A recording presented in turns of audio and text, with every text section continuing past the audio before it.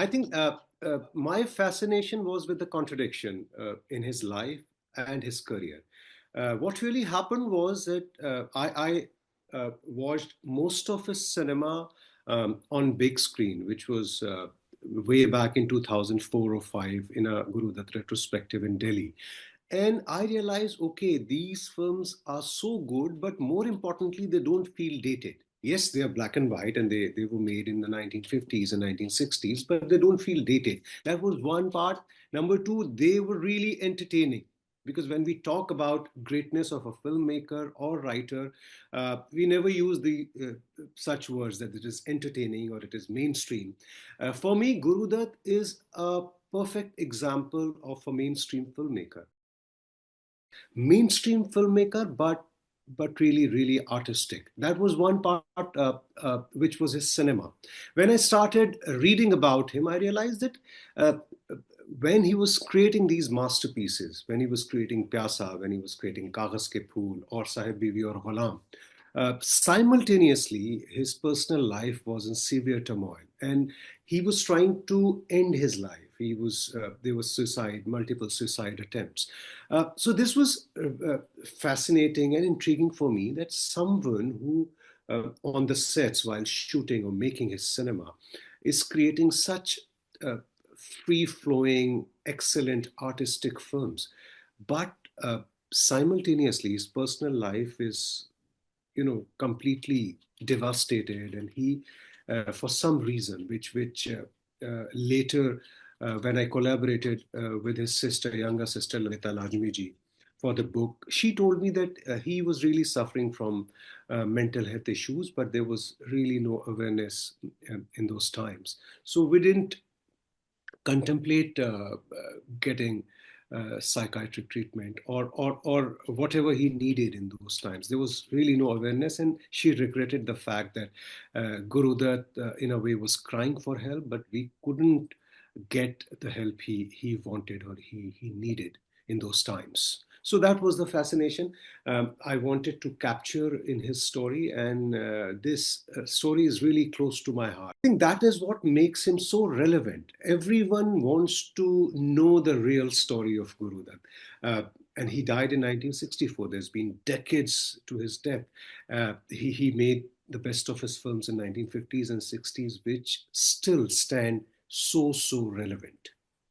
Remains an enigma despite so much work, so many books written on him, so many documentaries on him. He still remains an enigma for the simple reason, and it's a practical reason, which as a journalist you would understand.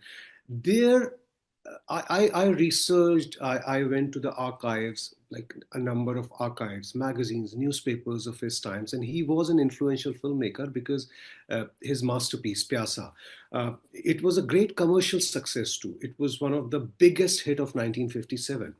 Yet, I couldn't find a cover story on Guru Dutt or an interview of Guru Dutt. So, what I mean by that is Guru Dutt's own voice is completely missing.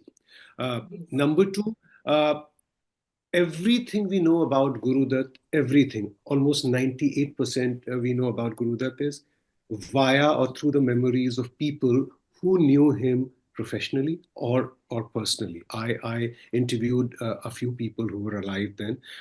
Most importantly, his younger sister Lalita Lajmi, like I told you, she was a witness to Guru Dutt's life, his cinema, as well as his personal turmoil, his life closely, his childhood.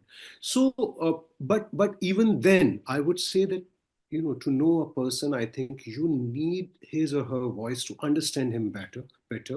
But for Guru Dutt, I think there's one essay, and there are a few small snippets of his interviews in some Bangla newspapers.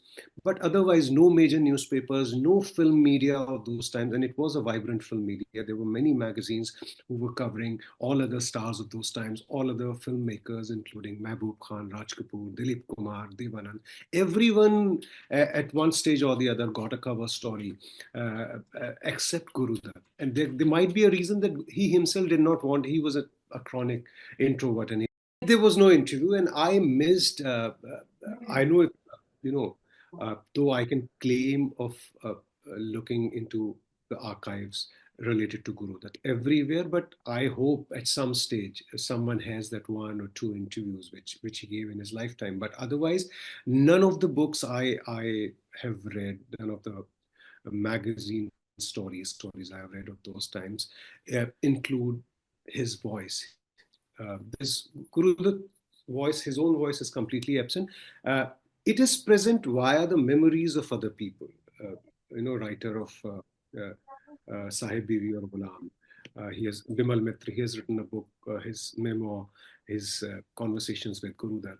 But again, it is via Bimal Mitra or via Lalita Lajmi or via Abrar Alvi in those magazines of 1964 after Guru Dutt had passed away. There were many cover stories after he had passed away. So his own voice is missing. I think that is the major reason of him being uh, carrying that mystique throughout, even 100 on his 100th birthday. We are talking about him, and there is definitely a major amount of mystery surrounding his life, even his death. It was the way he depicted in his films. I think it was his personal worldview. Pyasa, not just Pyasa, even Kaagaz Ke Phool and a bit of Sahib Biwi or Ghulam. I think they were all his cinema was intensely personal. Pyasa, of course, was based on the struggles of his father. His father wanted to be a writer, a creative writer, a poet, but he was a clerk and he was busy paying bills for his big family, and he could never become a creative artist as he wanted to be. And then it was also inspired by his own struggles during 1946 and 47 when he was completely out of work and no one was. There were like rejections all over. No filmmaker was ready to take him as an assistant in Bombay, and he was really hurt because he himself was talking to different people, saying that in this world, कोई artist की कोई कदर नहीं है. हर कोई पैसे के पीछे भाग रहा है, चाहे वो फिल्म वाला हो. तो उसी दौरान जब जब वो संघर्ष चल रहा था 46 और 47 का, उस वक्त उन्होंने एक कहानी लिखी थी जिसका नाम था Kashmakash. And it was basically अपने संघर्षों पर आधारित वो कहानी थी. But later on it was Kashmakash that was the blueprint of Pyasa a decade later, which he made in 1957. A lot of things changed while making Pyasa. The hero became a poet. There were other characters added. Wahida Rahman's character added. Johnny Walker's character added. It was a complete mainstream package. Yet the soul of Pyasa remained intact. It was the same theme that his favorite story, dream project, Kashmakash had. So it was basically Kashmakash that became Pyasa later. And Pyasa was just inspired by his personal struggles, but I think in his next film, which was Kaagaz Ke Phool, he went really personal. In fact, S.D. Burman went on record to say that don't make this film, this is your own story. It was a semi-autobiographical story, and basically a filmmaker uh, who has a fractured relationship with his wife, and then a confused relationship with his muse, and then it tragically ends in the death of the filmmaker. So it was really close to his own life story, and it was a sad film, and he made it with a lot of heart. He put his heart and soul into the movie, and at that time it was a major disaster, and it completely broke his heart, and so much so that he never directed a film again. uh, uh, it's strange to see that now the film is considered a classic. uh, like it is like Pyasa playing all over. Okay, after an artist is dead, you're going to praise his film which you rejected completely when Guru's life. I can divide Guru's life before Kaagaz Ke Phool and post Kaagaz Ke Phool. Though commercially, his most successful, the biggest blockbuster came right after Kaagaz Ke Phool, which was Chaudhary Ka Chand. It remains his most successful film, and he made a brilliant comeback like 9 months after the disaster of Kaagaz Ke Phool. Yet he could never recover from that jolt. That his mental health was completely. went berserk, his personal life. And there were so many threads that were going on, and his constant refrain to many people who were working with him or personally close to him. He was I, I'll go. So it was told to so many people at different stages of his life post Kaagaz Ke Phool that everyone thought that he is disturbed or he is depressed, but it wasn't really diagnosed. His sister told me that they after his second suicide attempt, which was after Sahib Bibi or Ghulam, uh, a year or two before his death. Uh, they called a psychiatrist. The doctor told them to uh, consult a psychiatrist, and they called a psychiatrist, but they never followed it up. Uh, and they regretted it because they said that we had no clue. There was really little awareness in those times about such issues, and he kept crying for help. He never talked about it. What's troubling him? What's disturbing him? And he kept on making the brilliant cinema, and that's what makes him great. That despite the personal turmoil, like like so many painters before him, artists, artists who, despite their personal turmoil, created great art. I think he's one of those great artists. It is a dichotomy, but before we talk about Guru Dutt, I think there's one very important point which I keep on making, that we should not judge those times, like we're talking about 1950s, by today's standard. Because if we do that, a lot of people will sound completely negative. Yeah. Everyone, uh, including great artists, are product of their times. That is one benefit of doubt I would like to give them. But having said that, Guru Dutt, he was an educated man, and in his cinema at least, he projected independent women, working women. Like if you go to his first film in his production house, which was Arpar, uh, he's showing working women. So there's this song called Kabhi Aar Kabhi Paar Laga Teere Nazar, where Guru Dutt and Shama are flirting. Yet the one who's singing the song is a mazdoor, a female mazdoor working on a construction site. So she's a working woman. In Pyaasa, it was a working woman. In Kaagaz Ke Phool, Wahida Rahman was a teacher. So in his cinema, he was all most of the women were working and independent women, and they had their own way of thinking, their own mind. But like his sister told me that the major conflict in Guru Dutt and Geeta Dutt's relationship was that when they got married, uh, Geeta Dutt used to be the bigger star, and Guru Dutt had just found success with Bazi, his first film as a director. Uh, and before they got married, he never said that you cannot sing for the producer outside his banner. But after his marriage, he wanted Geeta Dutt to sing only for his films, his banner, and he wanted her to take care of his house and the kids. Uh, but the major conflict was that she wanted to be a star like him. He had become a major star after Pyasa, and she regretted the fact that she had lost her stardom, and this kind of ruined Poisoned their the bond. relationship. They poisoned their bonding, and this was the major conflict, as Guru's sister told me. And yeah, it was a dichotomy, it was a paradox, and you know, had neither Guru Dutt nor Geeta Dutt ever talked about it, like I said, their voices on the matter, and it's such a personal matter, their voices are completely missing. I can talk about it because Lalita Lagni was really close to Geeta Dutt, and of course, she was Guru Dutt's sister, and she talked about it in the book. And so I think she also said that this was a major contradiction, and despite the family, Guru Dutt's mother telling him that you can't stop her, he was a major playback singer even before you knew her. He kind of never agreed to that. He was definitely a visionary. We have to agree on that because just watch his films. Like I'll go back to his being a commercially successful mainstream, yet really artistic filmmaker. And I keep on using the word that he was a mainstream filmmaker because that is not easy to achieve. There's uh, a chain of artistic films which were just artistic. There was the entire parallel cinema movement, which was praised by many, yet it could never become mainstream.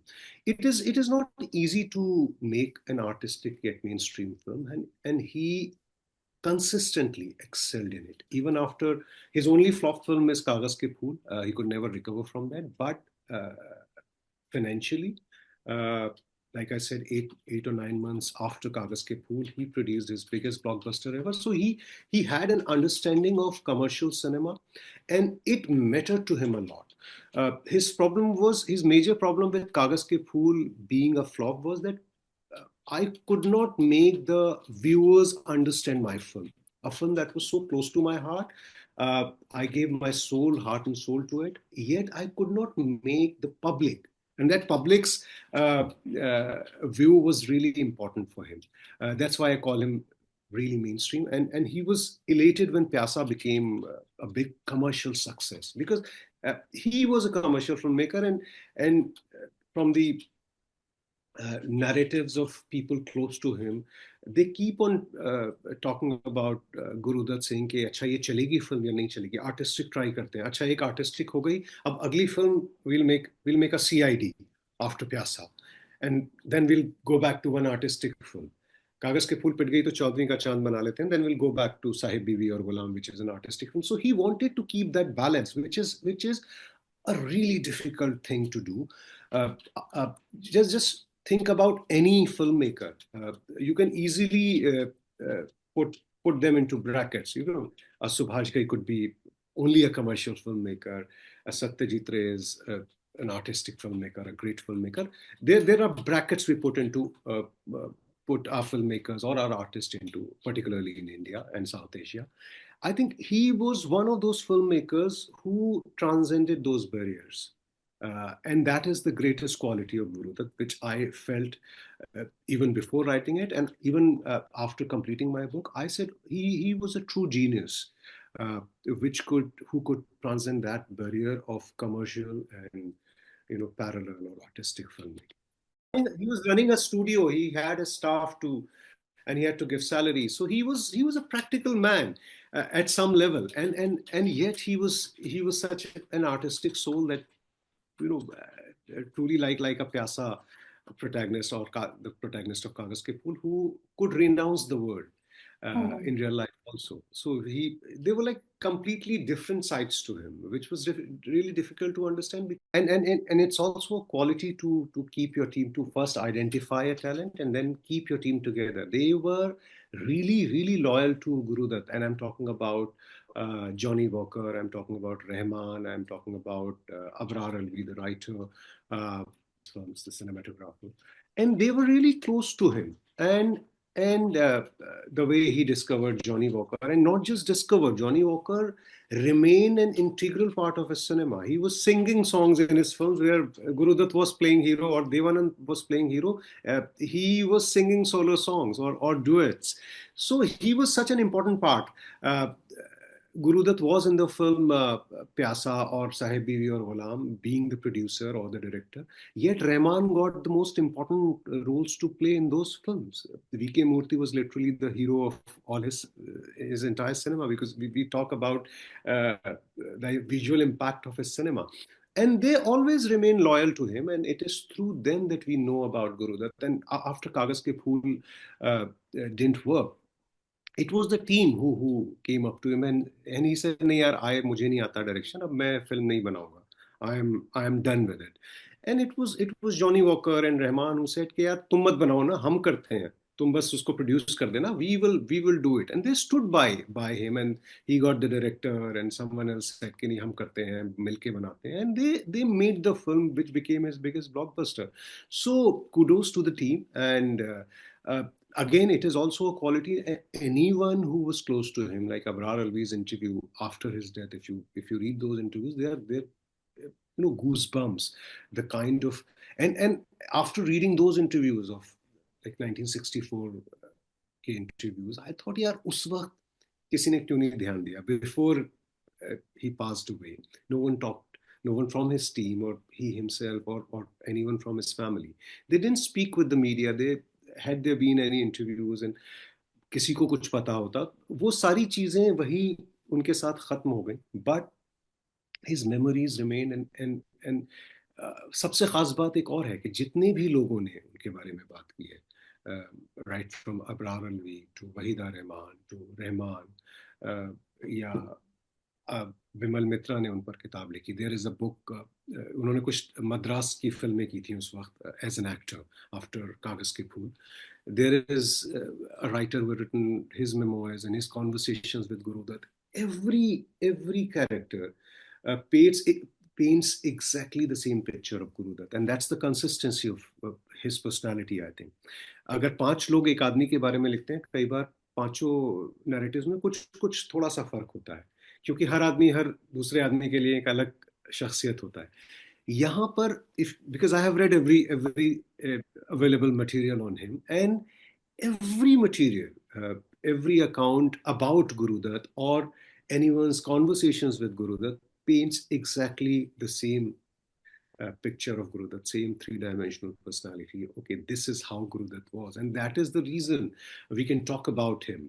That वो ऐसे थे या वो ऐसे थे, because that consistency is there in all the accounts, and that वो शायद I think इतने करीब से उन्होंने असर डाला था जिन लोगों के साथ भी हो रहे, वो उसी का नतीजा है कि जो भी उनके बारे में बात करता है, जिन्होंने विटनेस की उनकी ज़िंदगी, प्रोफेशनल या पर्सनल, वो उतना ही क्लोजली और उतना ही जज्बात के साथ वो बातें हुई हैं.